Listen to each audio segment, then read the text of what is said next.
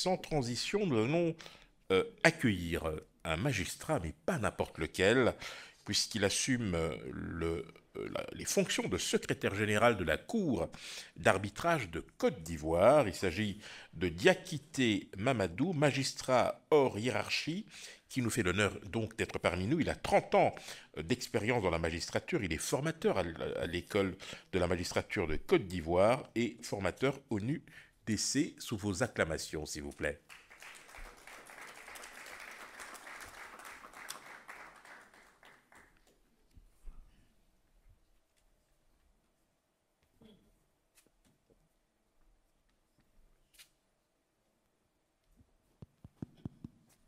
Merci bien.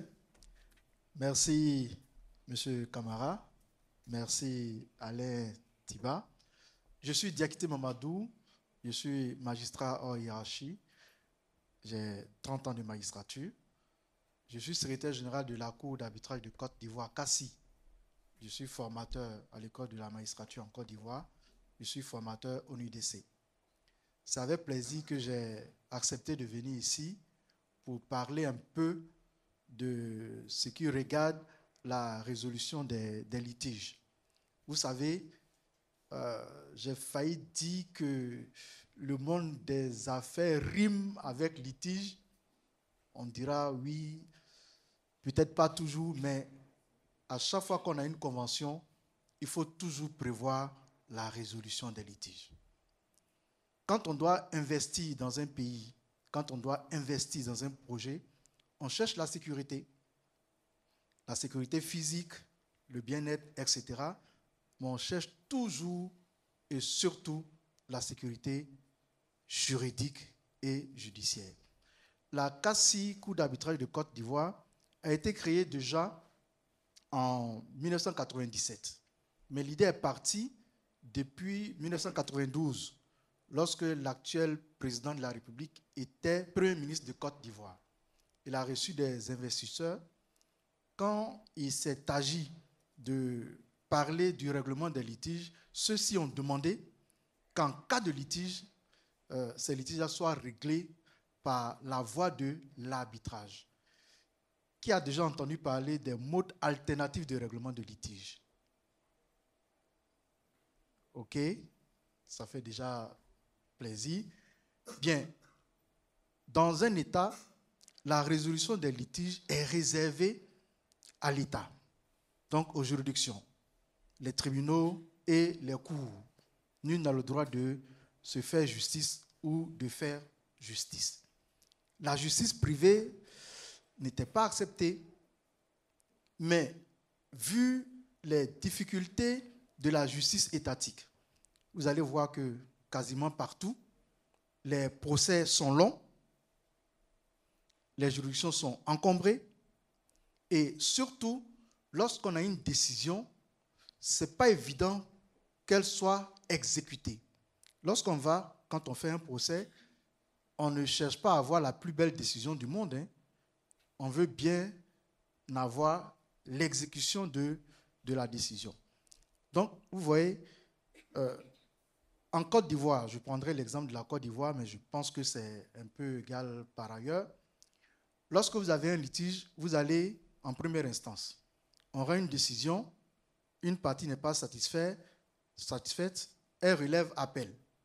On va en appel, une partie n'est pas satisfaite, on va en cassation. C'est après la décision de la Cour de cassation que le litige est définitivement réglé. Le litige est définitivement réglé. Donc, vous voyez, ça prend du temps. En Côte d'Ivoire, on peut prendre peut-être 1 an en première instance, un peu plus en seconde instance, 2 ans par là. Quand on va en cassation, la moyenne, c'est 3-5 ans. Donc, vous voyez, homme d'affaires, opérateur économique, vous restez pendant 3 voire 5 ans dans un climat de conflit. Parce que là, on est en conflit. Donc, les relations d'affaires sont, je dirais, mortes. On ne pense plus qu'au règlement de ce litige. Donc, toutes ces difficultés-là ont fait que les opérateurs économiques et aussi les pouvoirs publics se sont dit, est-ce qu'à côté de la voie de la justice étatique, On ne peut pas créer une autre voie qui serait une alternative à cette justice étatique-là. C'est comme ça qu'est née l'idée, n'est-ce pas, des modes alternatifs de règlement de litige. Donc en Côte d'Ivoire, la Chambre de commerce et d'industrie de Côte d'Ivoire a créé la Cour d'arbitrage de Côte d'Ivoire en 1997, comme je l'ai dit. Cette cour-là a deux missions. La première mission, c'est de faire la promotion des modes alternatifs de règlement de litige. Dit aux opérateurs économiques particulièrement, parce qu'en 1993, il y a eu la première loi sur l'arbitrage, ce n'était permis qu'aux opérateurs économiques. Mais aujourd'hui, avec l'acte uniforme de l'OADA, c'est ouvert à tout le monde. Donc, dit aux opérateurs économiques, dit à la population que si vous avez un litige, vous n'êtes pas obligé d'aller à la justice étatique. Vous pouvez choisir d'aller vers les modes alternatifs de règlement de litige, notamment vers la CACI. Donc, notre mission, c'est de faire la promotion de cela. Je suis là ce matin pour vous dire, et ça existe ici. Ici, il y a la CCI, qui est le centre d'arbitrage de Paris. On est en concurrence, parce que quand les opérateurs économiques vont en France, lorsqu'il s'agit de parler de règlement des litiges, ils exigent qu'on mette dans les contrats, en cas de litige, règlement à la CCI Paris. On a les mêmes ambitions, on a les mêmes compétences. Nous, on se bat pour qu'on puisse domicilier le règlement de nos litiges à la CACI.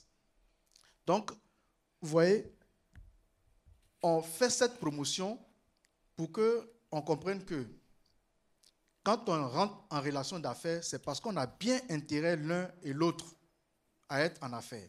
Il peut y avoir un litige, on doit estimer que c'est un malentendu. La conception du litige pour un homme d'affaires, pour un opérateur économique, ça ne doit pas être la même que pour le commun du mortel. Parce qu'ici, il s'agit d'affaires. Ici, il s'agit d'affaires. Lorsqu'on a un litige, on peut décider de le régler par la voie de la médiation. Par la voie de la médiation. La médiation a ceci d'intéressant que les parties vont décider, en venant à la CACI par exemple, qui fera une médiation institutionnelle, décider que la CACI leur permette de désigner par elle-même celui qui va les aider à ce qu'elles trouvent la solution à leur litige elle-même. Le médiateur, c'est un professionnel qui connaît un process. Donc, il y a un départ, il y a un déroulement et il y a une fin. Donc, la CACI a un répertoire de médiateurs. Les parties viennent, elles choisissent ensemble le médiateur. Elles disent, on veut que ce soit telle personne qui mène la médiation. Donc, c'est le choix des parties. Si les parties ne se mettent pas d'accord, c'est le secrétaire général qui va nommer le médiateur. Donc, ce médiateur-là va les inviter à discuter avec, je dirais, sa compétence. Il va les amener à ce qu'elles-mêmes trouvent la solution à leur litige. Si ça aboutit, les parties feront un accord de médiation. L'accord de médiation, vous comprendrez que ça va s'exécuter plus facilement que ça vient des parties. Ce que chaque partie pourrait faire, c'est ce qu'elle dira. C'est ce qu'elle mettra sur papier et c'est ce qu'elle signera. Donc, en principe, c'est comme un accord qui ne doit pas poser problème. Mais on ne sait jamais. Pour sécuriser cet accord-là, on peut toujours, selon les textes de l'acte uniforme sur la médiation de 2017, 23 novembre 2017, on peut toujours, les deux parties ensemble, déposer cet accord-là au rang de minutes d'un notaire qui va en délivrer une grosse. Donc, dès lors qu'il y a une grosse, ça veut dire qu'il y a la formule exécutoire. On peut faire exécuter cet accord-là par la voie du commissaire de justice en Côte d'Ivoire. Ici, je pense qu'on dit huissier.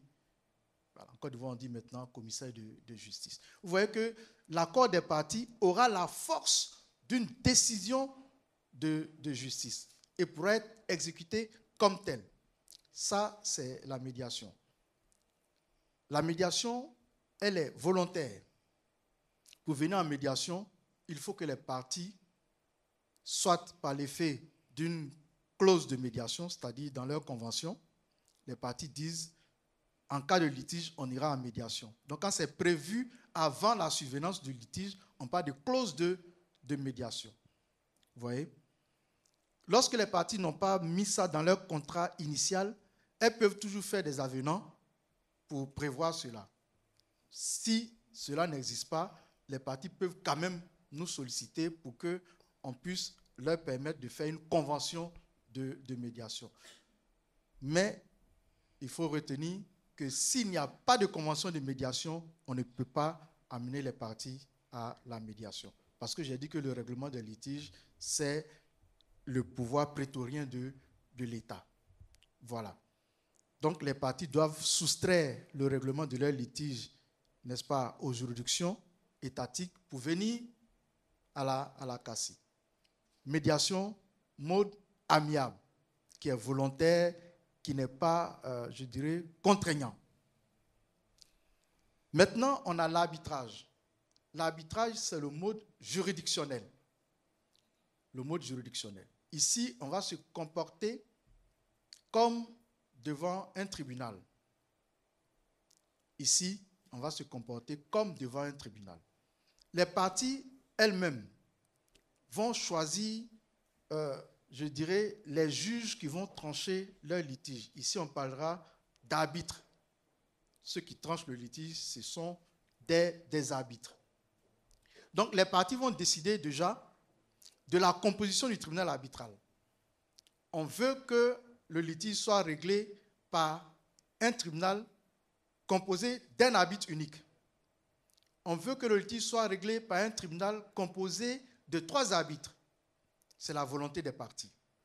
Quand vous allez à la justice étatique, les formations de jugement sont déjà établies. Vous n'avez pas la possibilité de composer. Voilà.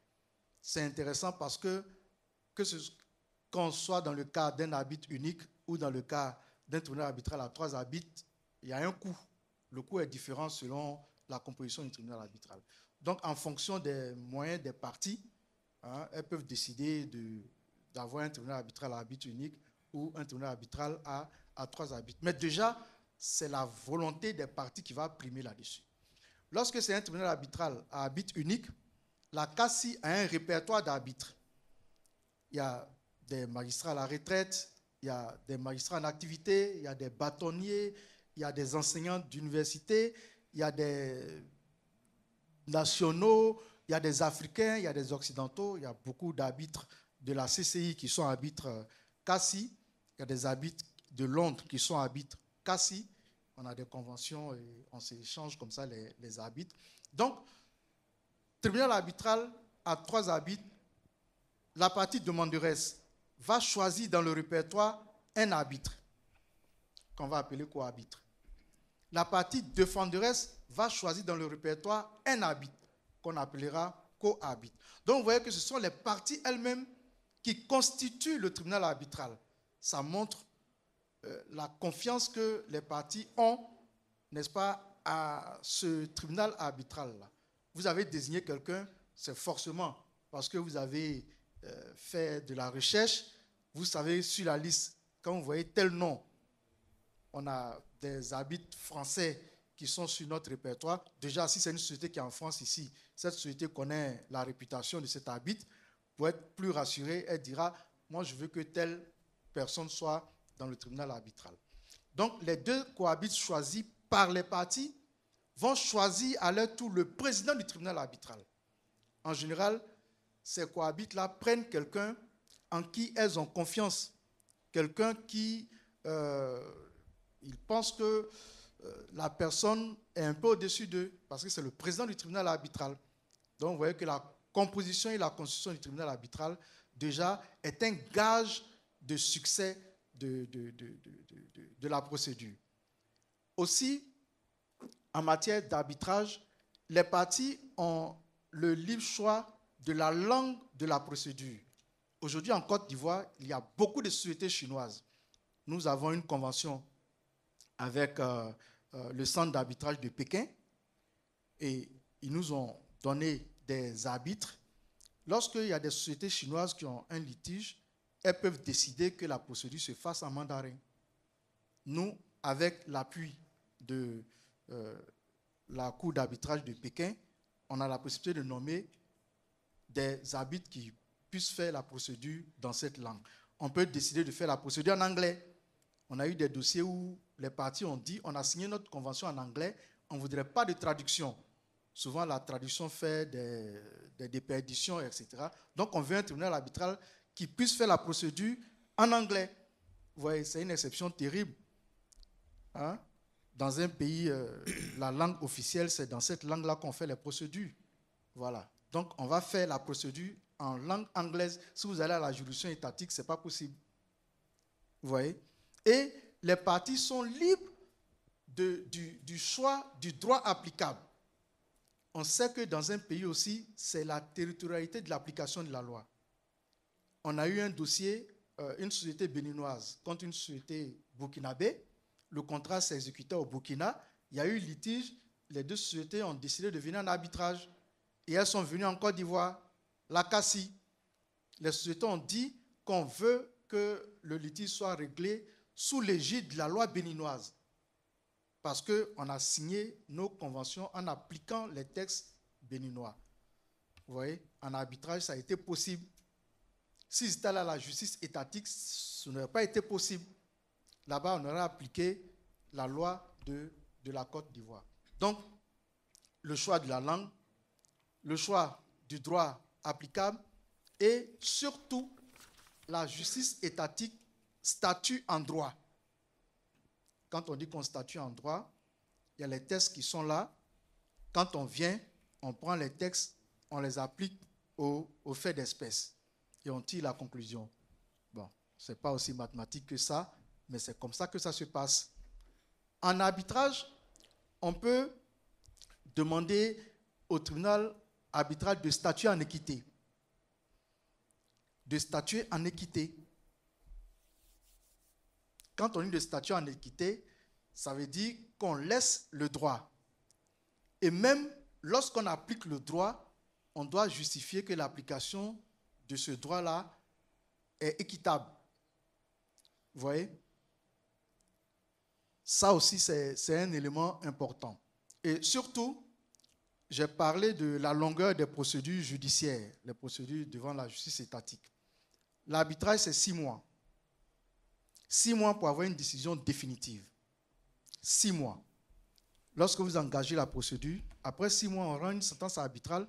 Cette sentence arbitrale ne peut pas faire l'objet d'opposition, d'appel, ni de pourvoi en cassation.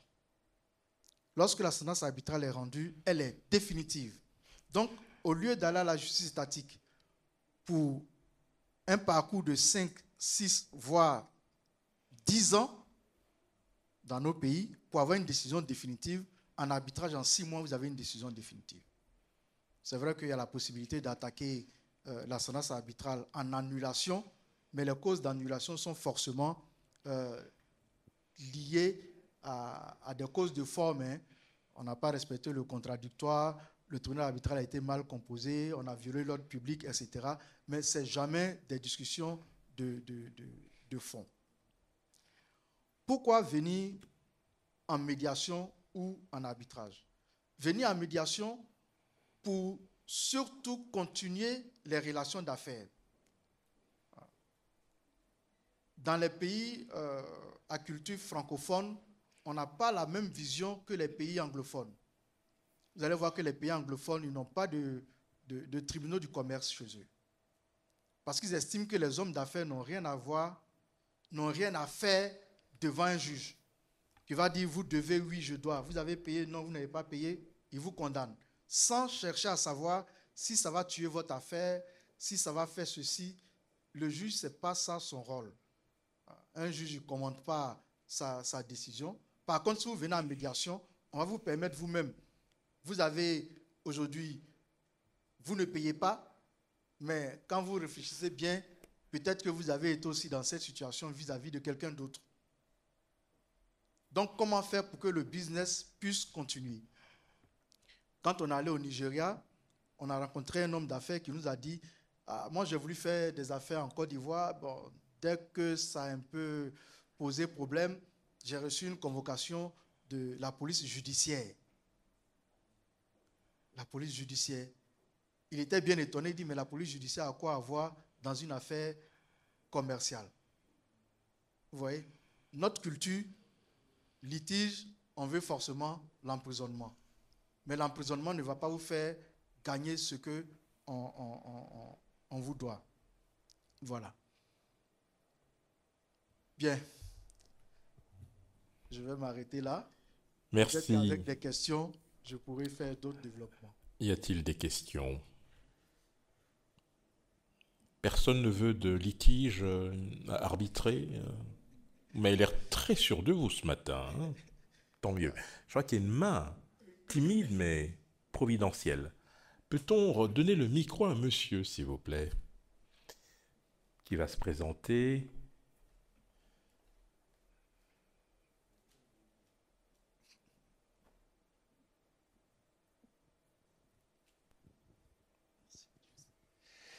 Oui, Philippe Sélignac, moi je suis ancien président de la Chambre de commerce de Paris et je suis administrateur au titre de la Chambre de Paris de la Maison de l'Afrique avec 10 autres présidents de chambre et tout ça est animé par notre directeur général Youssouf Kamara qui a été présenté tout à l'heure. Et voilà, moi je voulais saluer vraiment votre intervention, Maître, parce que c'est très clair et vous avez tout résumé avec les différences. Bon, dans le monde anglophone, c'est Alternative Dispute Resolution, je crois. Yes. Et nous, sont les modes alternatifs de règlement des conflits. Oui, alternatif, voilà. Parce que je pense que c'est un peu la même chose dans certains pays africains, mais en France, les tribunaux, le tribunal de commerce est encombré pour faire juger une affaire. Ça prend des mois. Pendant ce temps-là, les relations commerciales se tendent, c'est au détriment des entreprises.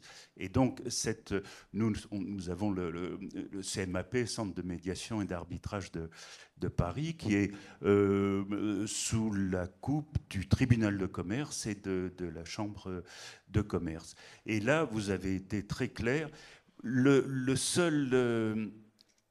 moi, je trouve que, bon, à tout prendre, il faut de la médiation, c'est la première étape.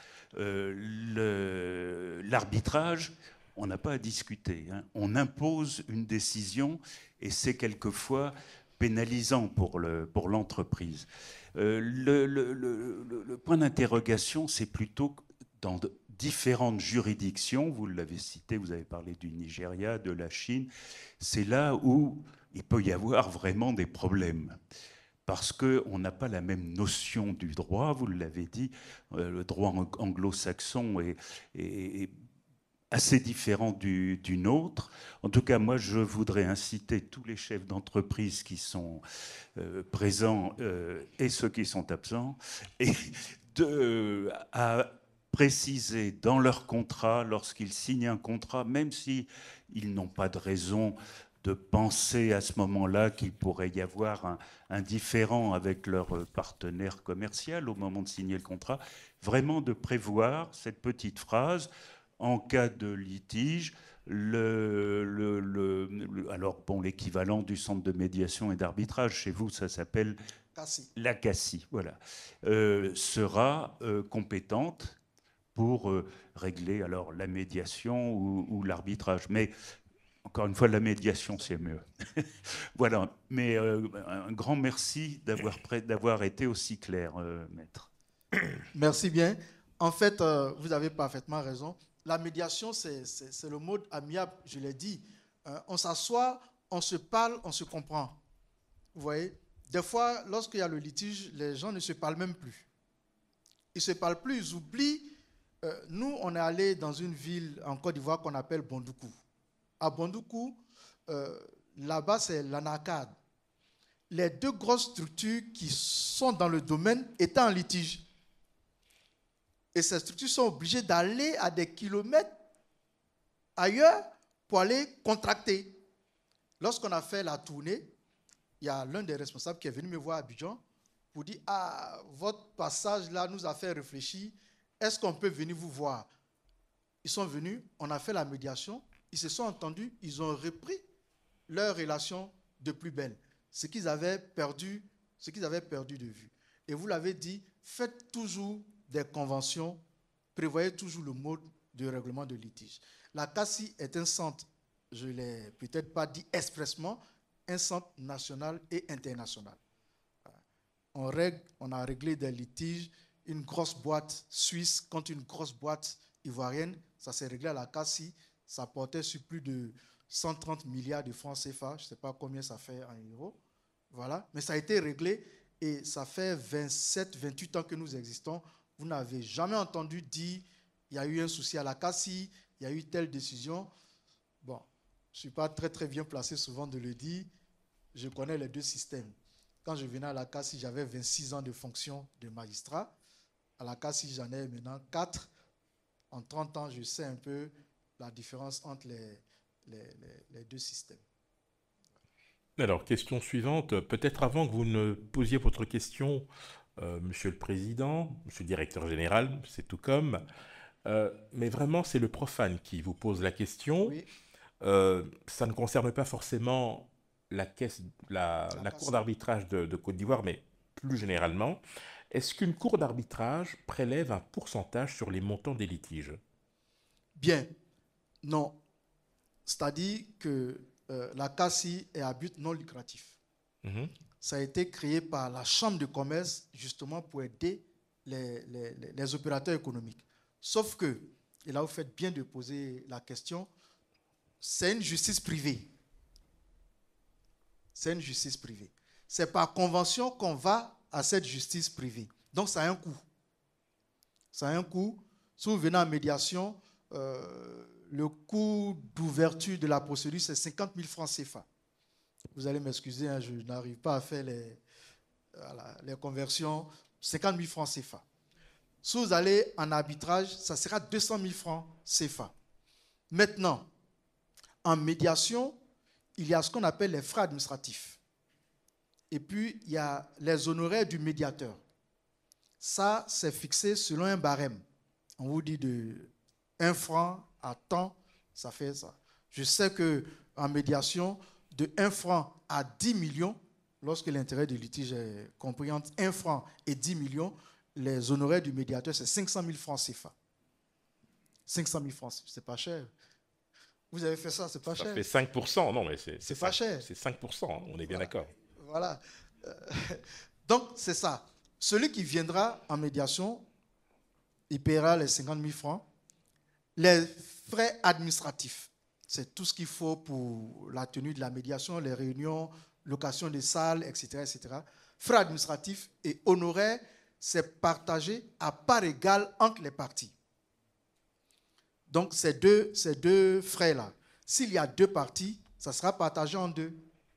S'il y a 10 parties, ça sera partagé en 10. Ça sera divisé par 10. L'arbitrage, c'est pareil. Frais d'ouverture de procédure, 200 000 francs.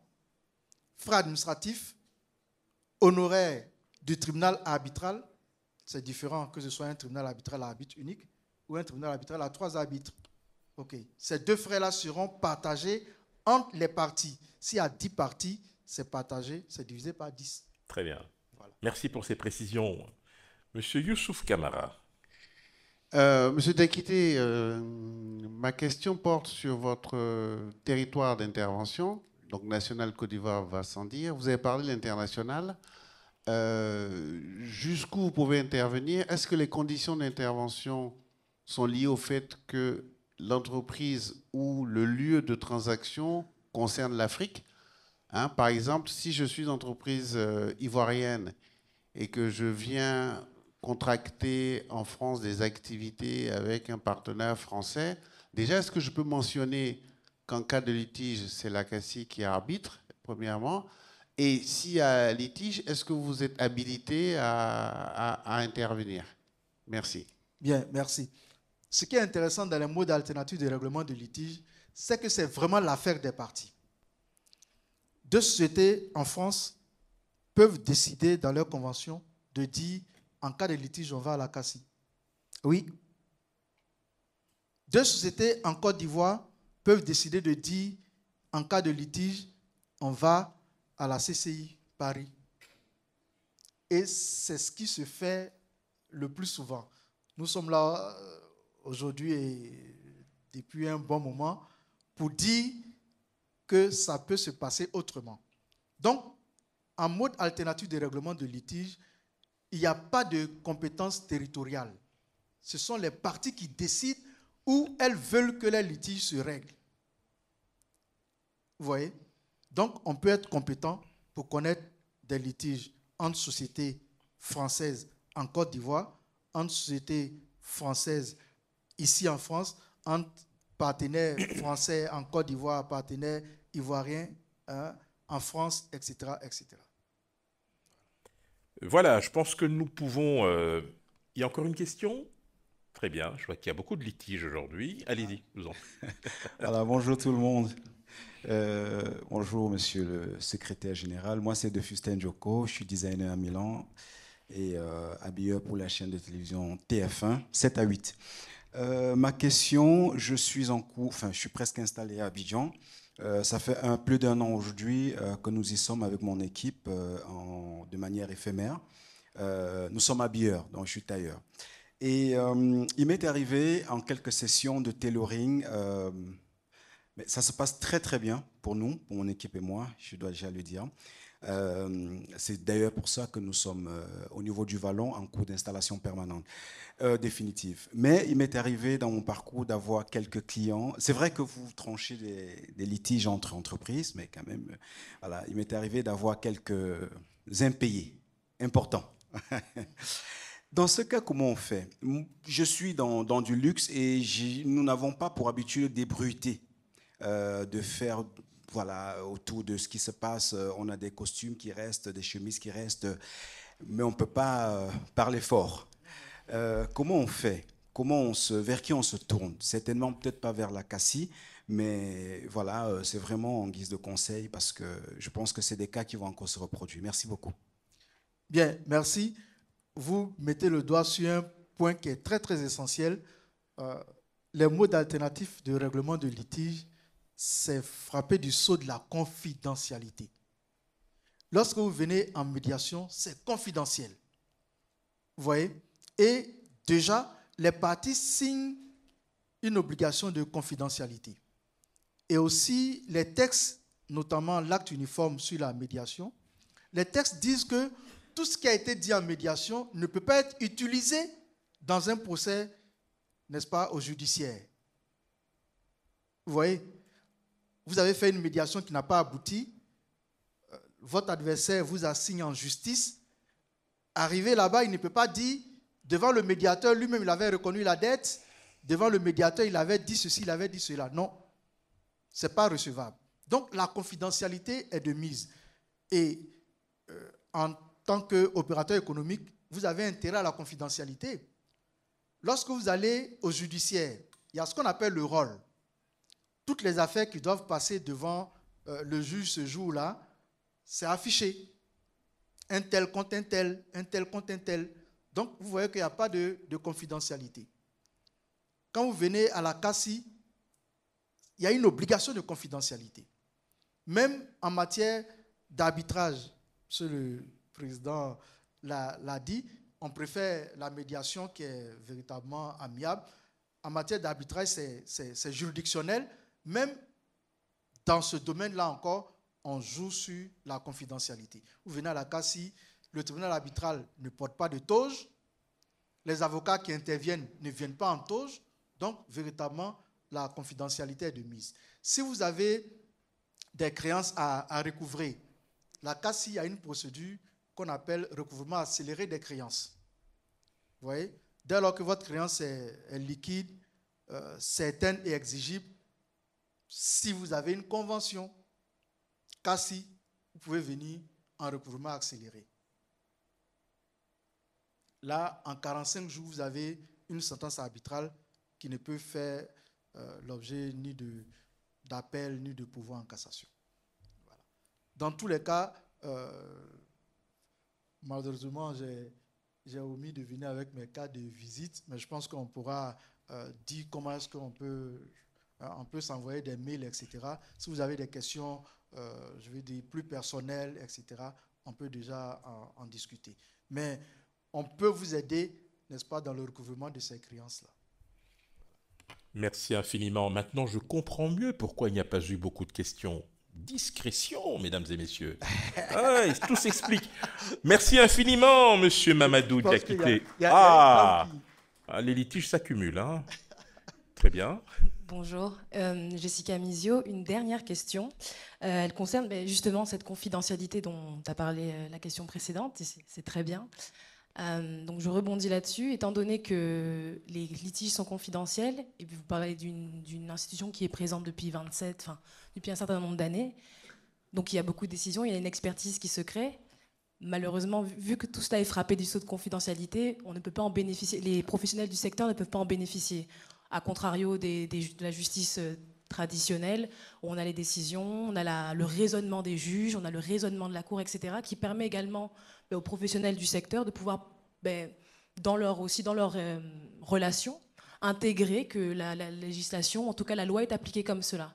Comment faire, du coup, comment vous faites? Est-ce qu'il y a des moyens de partage de vos... Même si, voilà, il y a le sceau de la confidentialité sans nommer, mais est-ce qu'il y a des moyens de partage de ces décisions ou de l'interprétation ou alors de ces arbitrages ou de ces médiations? Bien, merci. En fait, en matière de modes alternatifs de règlement de litige, il n'y a pas de jurisprudence. Il n'y a pas de jurisprudence. Dans la justice statique, il y a la jurisprudence. En général, lorsque la Cour de cassation a tranché dans un sens, ça peut faire jurisprudence. En matière de mode alternatif de règlement de litige, il n'y a pas. Mais ce que vous dites, c'est très important. On ne peut pas, du fait que les sentences sont frappées du sceau de la confidentialité, on ne peut pas publier ces sentences-là. On ne peut pas les publier. Sauf que lorsque la sentence est attaquée, par exemple, par la voie de l'annulation, là, l'annulation se fait par la justice étatique. OK? Si vous voulez voir annuler une sentence arbitrale, vous allez aller à la Cour d'appel de Paris, par exemple. Donc, dès lors que vous saisissez la Cour d'appel de Paris, ça devient maintenant public. Cette sentence-là sera traitée dans l'arrêt. Donc, on va donner les faits, on va donner la solution du tribunal arbitral, etc., etc. Donc, ça rentre dans le domaine public. Vous voyez? Voilà. Nous sommes en train de réfléchir à la CACI et nous sommes en train de faire un contrat, une convention avec Jus Mondis pour voir comment est-ce qu'on peut publier certaines sentences avec l'autorisation des parties. Parce que ça peut se faire. Si une partie donne l'autorisation de publier ou les parties donnent l'autorisation de publier la sentence, ça peut se faire. Hein? On ne publie pas parce qu'on veut préserver leur anonymat. Si elles-mêmes donnent l'autorisation, dans certains pays, ça se fait. Les parties acceptent que ça soit publié. Donc, on va aller dans ce sens. Maintenant, nous sommes en train de voir si on peut aller plus loin. Donc, anonymer les sentences pour les publier. Mais ça pose beaucoup de problèmes juridiques parce qu'il faut faire attention. Si on glisse, on peut voir engager notre responsabilité. Donc ça, c'est vraiment à l'étude. Parce que ça revient à chaque fois pour dire, mais comment est-ce que nous, opérateurs économiques, on peut...